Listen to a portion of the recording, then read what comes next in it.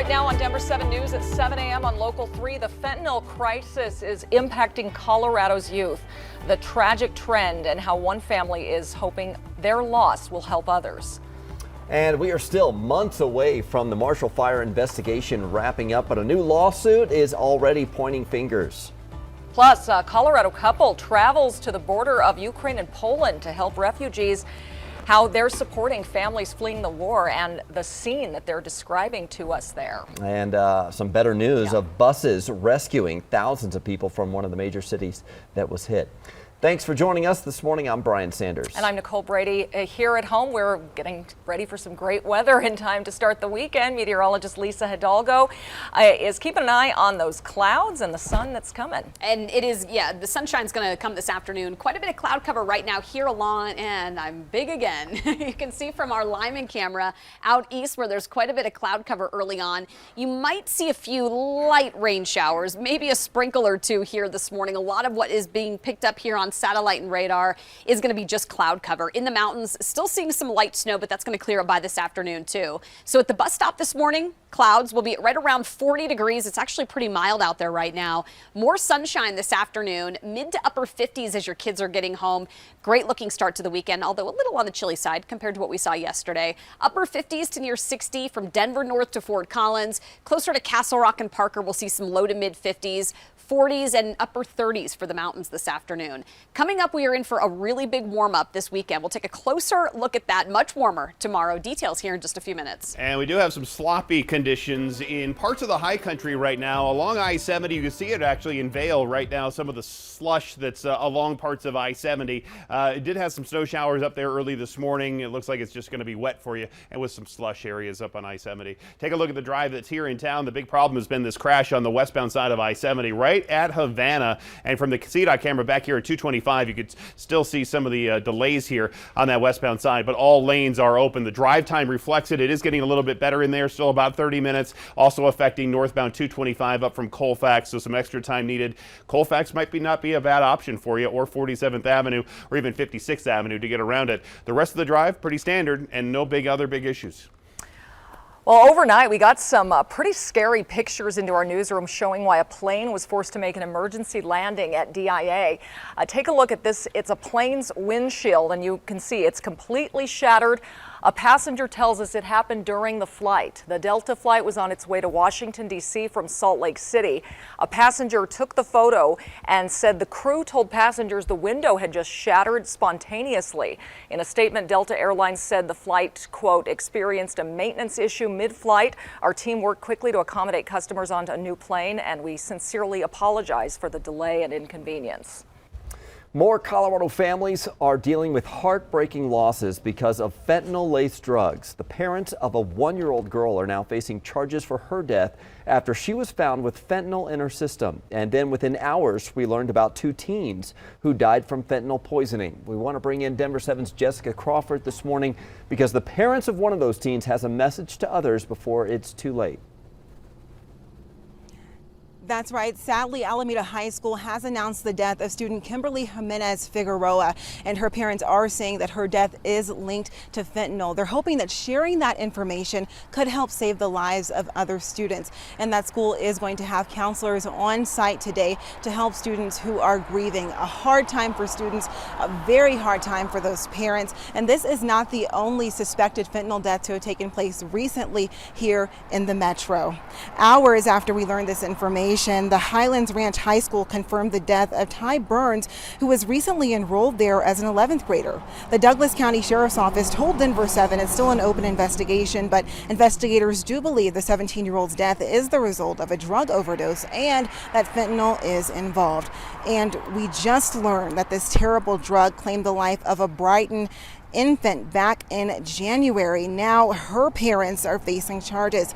Prosecutors say Alonzo Montoya and Nicole Cassius did drugs in the home before and after the 1-year-old's death. That little girl's blood contained 10 times the amount of fentanyl that could kill an adult. So what's being done about this? Well, local lawmakers have introduced a bill to try to save lives from fentanyl, but people are concerned that it won't be enough. Live in Denver, I'm Jessica Crawford, Denver 7. Thank you, Jessica. And it isn't just in Colorado. Deadly overdoses caused by fentanyl have skyrocketed across the country in the past few years. A new study from the DEA shows just how widespread the problem is. The study found the number of illicit pills containing fentanyl seized by U.S. law enforcement jumped more than 4,000% over the last 3 years. The DEA says more than 42,000 fentanyl-laced pills were seized in 2018 compared to 2 million last year. The Boulder County Sheriff's Office says it could still take several more months before we know for sure what caused the Marshall fire. Investigators are working with experts from around the country to analyze evidence. That includes following up on nearly 200 tips from the community and interviewing witnesses and victims. Once that investigation is finished, evidence will be shared with the district attorney's office to determine if charges are warranted. And while the cause is under investigation, Xcel Energy is facing a lawsuit claiming the utility company is at least partly responsible. The lawsuit filed by an unnamed couple and a Boulder-based company alleges Xcel power lines and equipment were a factor in the fire's origin and spread. We spoke to the lawyer who filed the suit. He says he plans to prove Xcel was negligent. The main detail is we've uncovered witnesses who actually witnessed the origin of the fire, and those witnesses have not only pinpointed the fire, but they've pinpointed the location underneath power poles that were maintained by Xcel Energy, that are the property of Xcel Energy. Yeah, Xcel says its equipment in the area was properly maintained and inspected, and says they have not seen any evidence that a power line ignited the fire. The Loveland Police Department faces a new lawsuit this morning, accusing officers of pulling over and citing or arresting potentially drunk drivers, and then later the drivers are cleared of the charges. This body camera video is from January of 2020. Harris Elias says he was driving home from a dinner party at his girlfriend's house. He was pulled over, arrested, and cited for drunk driving, but blood tests showed there was nothing in his system. Now he wants to make sure police departments don't have incentives for certain types of arrests. It takes a lot to stand in integrity and say, hey, I made a mistake. And it's what I would expect from a 7-year-old. And it's what I expect from the chief of police. Every day in America, district attorneys dismiss cases. That happens. That does not mean that the person arrested was falsely arrested or unlawfully arrested. However, the lawsuit is looking for $1.5 million in damages for Elias and for police policy changes. Well, the water is finally back on for about 85% of the town of Empire. A boil water order is still in effect. The town has been without reliable water for more than a week now. Officials say they found a pipe leak on a private property. They've also upgraded the filtration system. Meanwhile, the town is still offering bottled water to residents. Well, Russia has opened a humanitarian corridor in the besieged city of Mariupol, and authorities say some 2,000 people are now on buses being evacuated. An estimated 100,000, though, are still trapped there. Many have been living with little food or water for weeks now. However, Ukrainian officials say Russian forces have not been allowing aid supplies to reach the city. Russian forces, meanwhile, have handed back control of the Chernobyl nuclear power plant to Ukraine. They've been occupying the site since February. There are reports Russian troops may have suffered radiation sickness after digging trenches in contaminated areas. NATO's chief warns Russian forces are not withdrawing, but repositioning. They believe they're regrouping in Belarus and plan to launch more attacks. The United Nations says more than 4 million people have fled Ukraine since Russia's invasion. And after watching these families facing such difficulties, a Castle Rock couple decided to fly to the Poland-Ukraine border to lend a hand. Here's Denver 7's Ivan Rodriguez.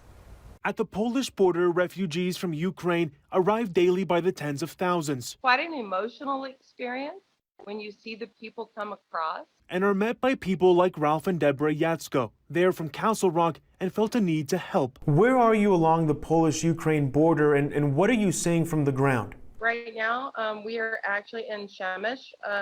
Ralph and I are staying. That's where we're staying. And it's about 14 miles from the border.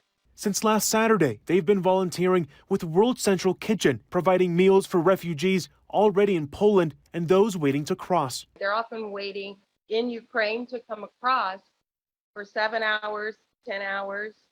So there will also be people that will take carts over.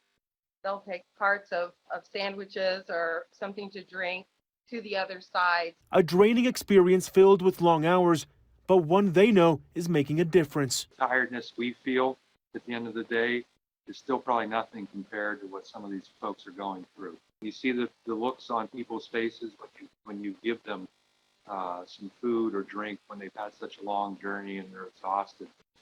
You could see some relief, come over them.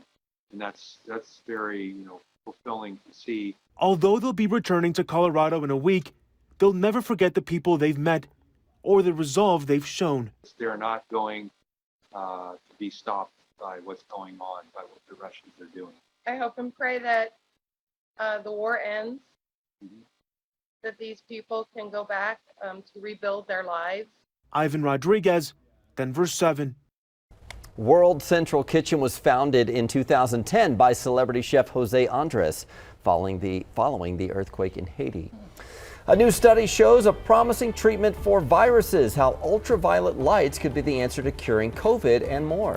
And concert season returns to two of Colorado's favorite venues, the music you can enjoy this season.